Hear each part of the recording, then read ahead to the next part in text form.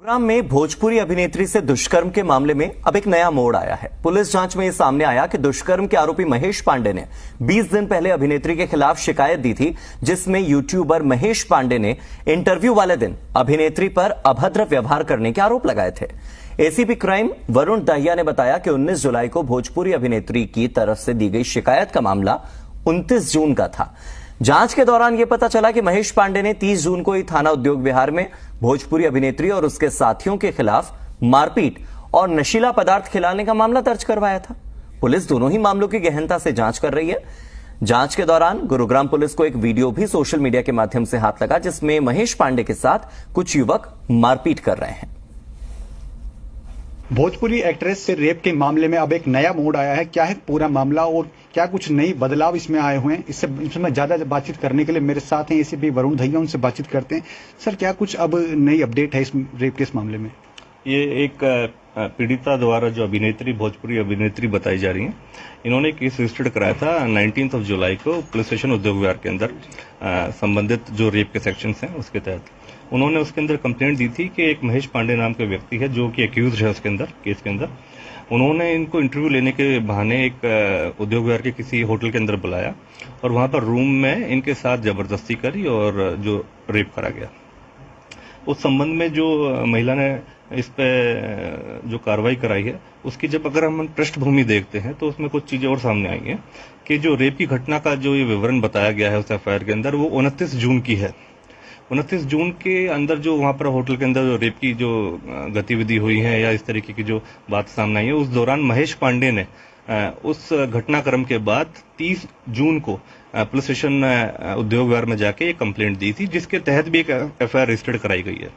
उस कंप्लेंट के अंदर जो महेश पांडे ने कंप्लेंट दी है उसमें वो विक्टिम है और उसमें जो एक्यूज बनाया गया है वो विशाल सिंह और इन भोजपुरी जो एक्ट्रेस अभिनेत्री बताया गया है उनको बनाया गया है। और उन्होंने आरोप लगाया है कि इनके साथ अपमानित और लज्जित करके और इनके साथ जोर जबरदस्ती चाकू की नोक पर जोर जबरदस्ती करके इनकी कुछ वीडियो वगैरह बनाई गई हैं और काफी शराब वगैरह पिला के या कुछ ऐसा नशीला पदार्थ इनको देके इनके साथ मतलब गलत गतिविधि करने की कोशिश करी गई है। तो उन एलिगेशंस को देखते हुए और ये जो रेप का मैटर है जो अभी 19 जुलाई को दर्ज करा गया है, पुलिस अपनी इन्वेस्टिगेशन कर रही है और जो सच्चाई है वो सामने लाने की कोशिश करी जाएगी। सर, क्या लगता है सेक्सटॉर्शन या ब्लैकमेलिंग को लेकर इस तरह का जो है वीडियो भी जो सामने आया है उसको भी शामिल किया जाएगा? जांच शामिल किस तरह का एंगल लग रहा है आपको इसमें? अगर कोई ऐसी YouTube वीडियोस हैं, कोई ऐसे WhatsApp चैट्स हैं या ऐसी कोई भी चैट्स अवेलेबल हैं जो दोनों पक्षों की तरफ से, उनको जांच के दायरे में रखा जाएगा।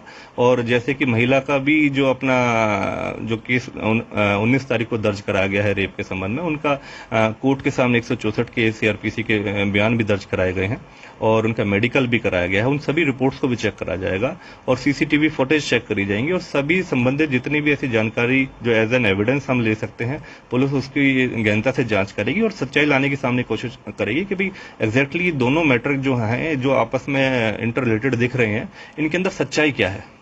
इस पूरे मामले में अब भोजपुरी जो स्टार हैं वो भी बहुत से जो है यूट्यूब पर वीडियो बना रहे हैं और इस मामले को लेकर गहनता से बातचीत कर रहे हैं। लेकिन अब गुरुग्राम पुलिस के आगे की बात में क्या कुछ शामिल होता है और क्या कुछ खुलासे होते हैं, तो आने वाला समय ही बताएगा।